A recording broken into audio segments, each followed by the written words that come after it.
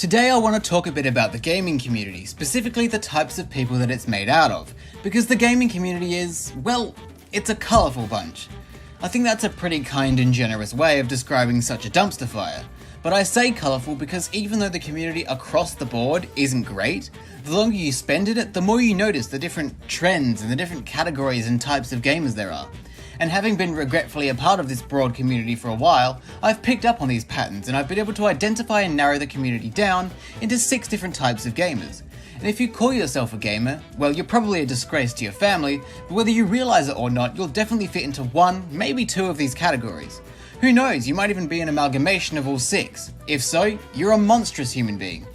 I'll just warn you in advance, none of this is a compliment. I think we'll start off with a category that I think I lean into the most, and that's the nostalgia whore. The name pretty much speaks for itself, doesn't it? Nostalgia whores like to cling to the past. Their favourite games to play are retro games, classic games, games and consoles that have been out of production for decades, things from around the 90s and early 2000s. Usually there's some kind of childhood attachment, whether that's because they enjoyed the games as a kid, or they were just trying to drown out the sounds of mum and dad fighting, I don't know, but there's usually a childhood element involved. Nostalgia whores will often say that modern gaming sucks and that things were better back then. And of course, they weren't better back then. Things were famously much worse back then. Sure, there were some brilliant parts about being a gamer back in those days, but it's very much a diamond in the rough situation. A lot of things about gaming in those days have aged like milk. Firstly, it was uncomfortable. Our controllers had wires back then. Remember when controllers had wires? I know that must be a foreign concept for the younger generation, but it's true. You could only sit so far away from the console. I had to forget trying to play my PlayStation on the couch. The controller can't reach the couch. I just had to sit on the floor and play. If I got uncomfortable, I tried leaning against the coffee table, which slightly eased the back pain for about 20 seconds. Back then, being able to save your game whenever you wanted was seen as a revolutionary idea. And everything was unreliable, you'd always lose a memory card and have to start again, games would freeze for seemingly no reason, and I know we all tried that toothpaste trick on the CDs. Thankfully, no one has to worry about that anymore. Well, actually, the nostalgia whores do still worry about that because they never buy digital copies of games. Never. They must have a physical copy of a game to go on their shelves of other physical copies of games that haven't moved in at least 5 years. Just like the old days, really. Nostalgia whores also have an irrational hatred of mobile games for some reason. Like the existence of mobile gaming is somehow a personal attack on them. They're always like, it's not real gaming, there's no disc, no controller, no console. You're just tapping away at a phone creating a shitty little restaurant or whatever. It's rubbish, it's all rubbish! It's not real gaming. I'm gonna go roll around naked in a pile of crumpled game manuals and touch myself.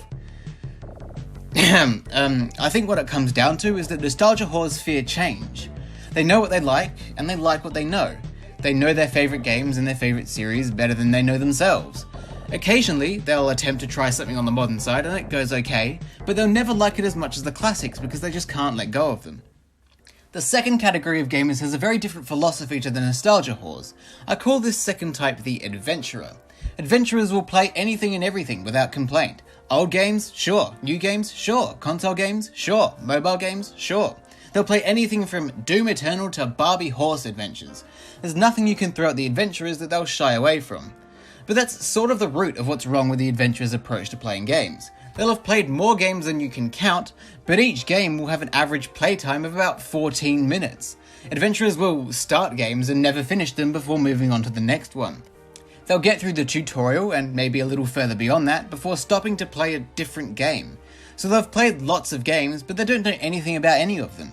It's like someone claiming to be a wine expert while never having more than one sip of the wines they taste. It's hard to have a decent conversation with them about games as well. Here, I'll try and demonstrate what a standard conversation with an adventurer is like. Let's say I'm talking to an adventurer. I'll go, "G'day mate, how you going?" "Yeah, good, I've been playing a lot of games recently." "Oh yeah? What you been playing?" "Been checking out some Wii games recently, like Donkey Kong Country Returns." "Oh, I love that game, it's pretty fun, but it's so hard." "How far did you get?" "Well, I only finished the first couple of levels, so not very far." "Oh, well, what else have you been playing?" "Had a crack at Mario Kart Wii." "Oh, it's an absolute classic. What's your favourite track?" "Mine's got to be Maple Tree Way." "Well, I only played one track. I think it was called Cow Fields." "Yeah, so I guess that one." Well, okay, what's your favourite game then? That's definitely got to be Pokemon Fire Red. Love that game. Oh, nice. I played that game as a kid. What star did you pick? Oh, what's the name of the red one? You mean Charmander? Yeah, him. I picked him. He was so good. Carried my team. Alright. And who else was in your team? I had a Pidgey. Is that it? Yeah, I never really got past the first gym, so my team never got any bigger than that. I mean, you know it's bad when a gamer knows nothing about their favourite game. I think it's a stretch to say an adventurer even has a favourite game. They play so many and they're incapable of hating anything, so their favourite game would probably just be something they played within the last 24 hours. Adventurers commonly end up being variety let's players or streamers, and they really piss off the nostalgia whores. They're the nostalgia whores' natural enemies. Nostalgia whores take personal offence when adventurers know nothing about their favourite games. And because adventurers are stretched so long and thin across so many games, they're never any good at any of the games they play. Even the journalist who couldn't beat the Cuphead tutorial could give the adventurers a run for their money. The direct opposite of the adventurer is the third category of gamer, the OneTrick Pony. While adventurers are off playing a new game every 30 seconds, OneTrick Ponies pick one. They pick one game. And that is the only game they'll play for the rest of their lives. The OneTrick Ponies have sacrificed potential experiences in other great games in order to dedicate themselves to one. And every day this is the only game they'll play. They practice and practice and practice. They know all the special tricks and exploits and information you could possibly know about a game.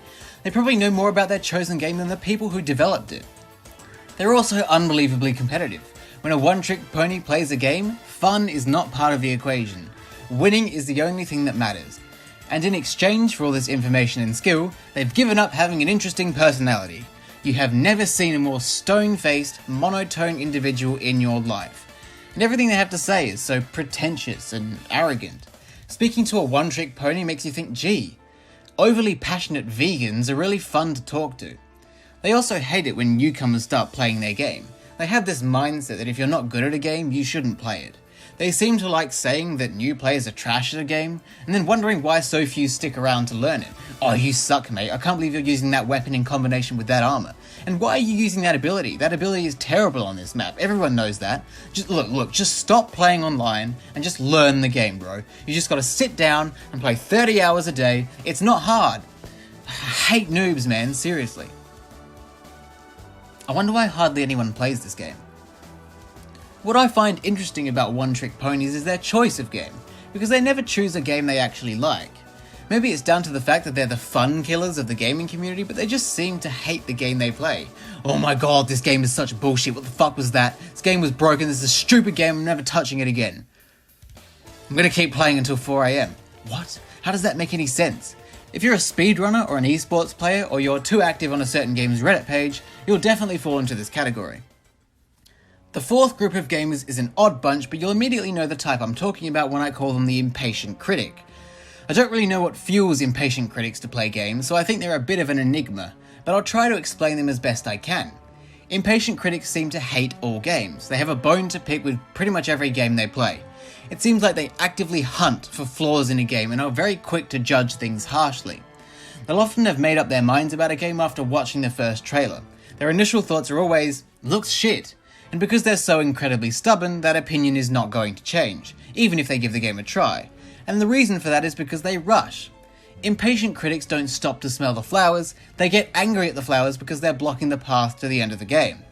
Impatient critics will skip cutscenes and dialogue and ignore tutorials, and will then turn around and complain that the story and characters weren't interesting, and that the gameplay was confusing and wasn't explained.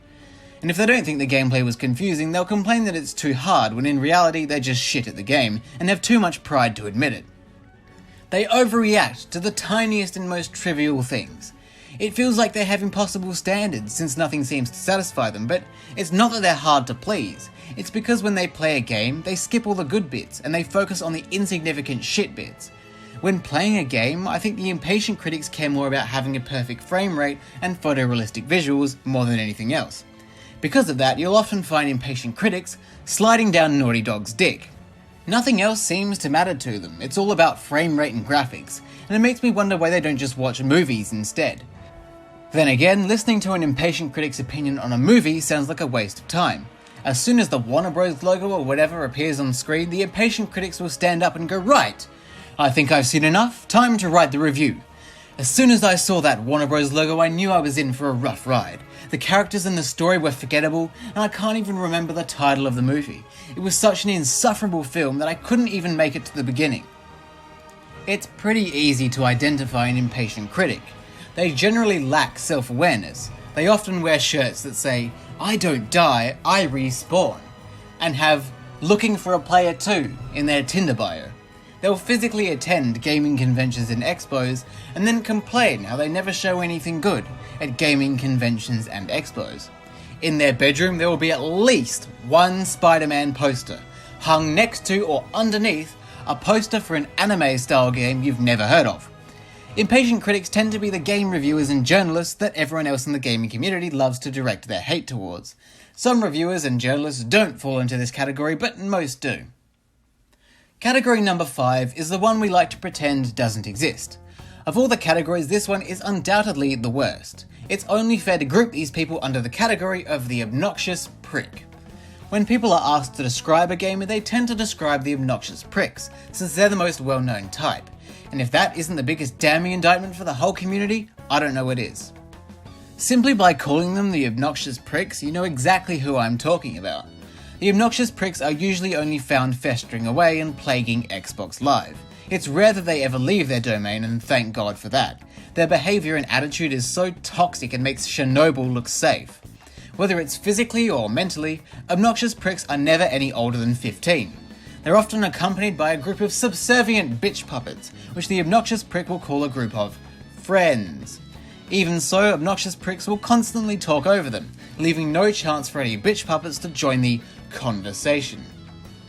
Obnoxious pricks hold on to these bitch puppets because of their narcissistic nature. They want to make sure that their achievements in games are witnessed. The bitch puppets are also there for the obnoxious pricks to blame when something goes wrong. Because they're narcissistic and prone to anger, obnoxious pricks will never take the blame, and will often blame their teammates, the aforementioned bitch puppets. If not that, they will blame glitches in the game, claim the opponent is cheating, or say they're distracted because they've been jerking off just so they can make sure they have all bases covered. I hope the OneTrick Ponies won't be offended by this, but the obnoxious pricks do share one similarity with the OneTrick Ponies, in that they are extremely competitive, and are only aware of the existence of 2 games, FIFA and Call of Duty. I would like to say which people likely turn out to be obnoxious pricks like I have with the other types, but the greater gaming community at large has done the right thing and shunned these assholes where possible. The final category of gamer is in a league of its own. They strike fear into all the other types of gamers. The rest of the gaming community struggles to comprehend their behaviour. Their very existence is unfathomable to the other 5 types. The final category of gamer is the casual. Casuals are unique among gamers in that they have other things going on in their lives. Casuals have things like talents, hobbies, friends. They're often creative and are responsible for a lot of fan content like artwork and music. They're unique among gamers in that they aren't socially inept. I suppose what it comes down to is that the very existence of casuals is offensive to the other types of gamers. Casuals tend to not hate any games, which is something nostalgia whores and impatient critics don't understand. Adventurers don't like casuals much, since casuals are pretty much adventurers that haven't spiraled out of control yet. And the OneTrick Ponies and obnoxious pricks can't wrap their head around how someone can play games without being competitive. And most of all, they don't understand how someone can play games and have fun. Now I might be alone in thinking this, but I think the hate that casuals get from every other gamer is totally undeserved. I think out of everyone in the gaming community, the casuals are the only acceptable human beings. I mean, think about it, they're nice people, they're creative, they have talent, but everyone else in the community is an absolute wanker. I'd much rather be in a community made up of casuals and have them be the face of the community at large than letting the sea of filth continue to corrupt everything it comes into contact with. I think we should welcome and embrace the casuals and start exiling the obnoxious pricks. Anyway, those are the 6 types of gamer. Whether you like it or not, one of these categories will fit the type of gamer you are. I'm afraid there's no avoiding that. So I'd just like to use the ending of this video to apologise for insulting you. You know, even though it's true.